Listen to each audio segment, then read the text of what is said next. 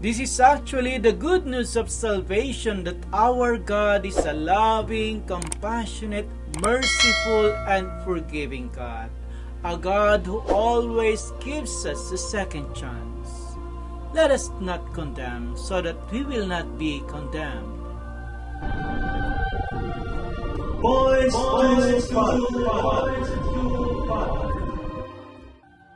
A blessed day to you, my dear brothers and sisters. I hope you are doing well and always safe from harm. So today I'm going to share to you my homily for the 5th Sunday of Lent. In today's Gospel, the Pharisees and the scribes brought to Jesus an adulterous woman. Adultery in the Jewish law is a serious crime. It is punishable by stoning to death. The main purpose why the scribes and Pharisees brought her to Jesus is to trap him and use his judgment against him. It is not primarily that they wanted to uphold the law. Because if Jesus would say, yes, kill her, it might appear that he is inconsistent with his teachings about compassion and mercy, so he would lose his popularity and his appeal to the crowd. But if he would say, no, do not kill her, they would accuse him of being against the law and their tradition. So, the plan of the scribes and Pharisees is a no-win on the part of Jesus. But it was said that the wisdom of man is God's folly.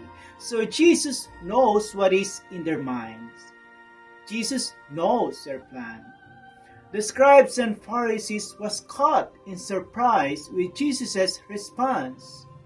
Jesus said, "Let no one among you who is without sin be the first to throw a stone at her."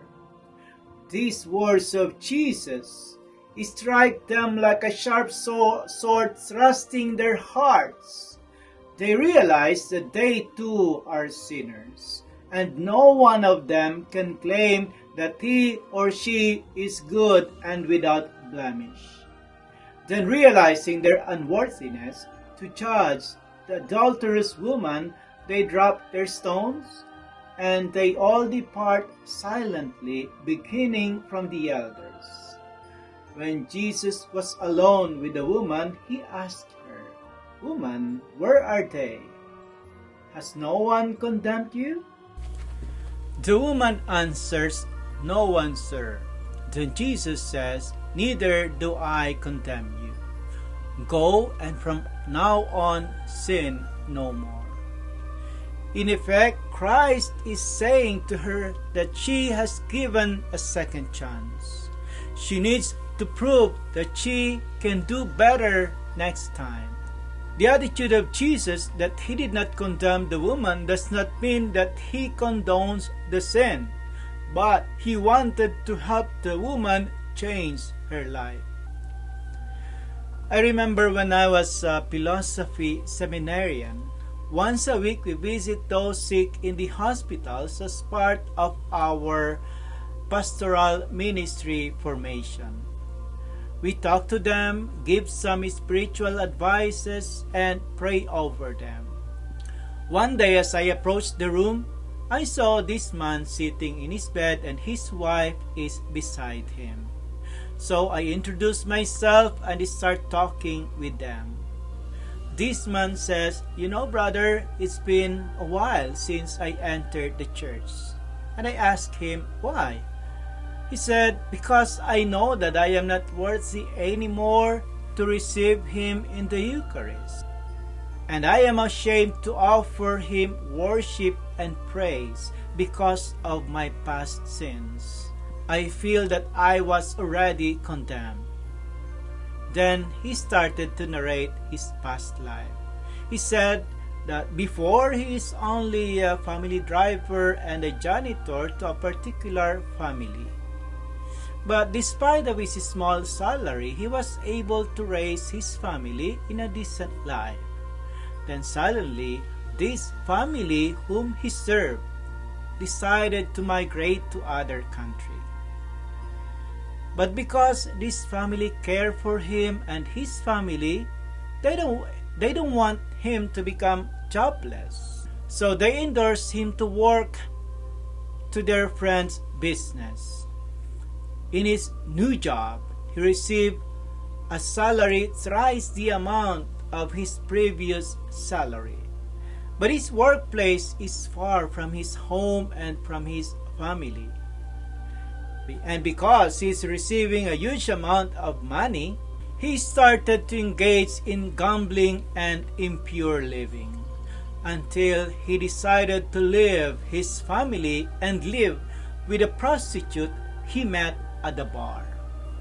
After more than 10 years, he got sick. That prostitute left him. He lost his job because of his physical condition. In short, he is penniless. Then he thought, where will I go now? I have sinned from my wife and my family. I know that she has already condemned me. But he is nowhere to go. After days of discernment, he decided finally to go back to his former house and family. When he is in front of their door, he anxiously knocks at their door. When his wife opens the door and saw him, she immediately recognized him, embraced him, and offered him food to eat. Then the following day, she brought him to the hospital for his treatment. And I told him, you know, your wife is a concrete image of God.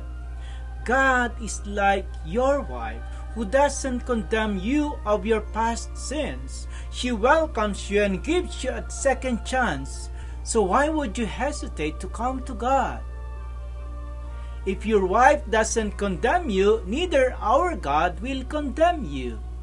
This is actually the good news of salvation, that our God is a loving, compassionate, merciful, and forgiving God.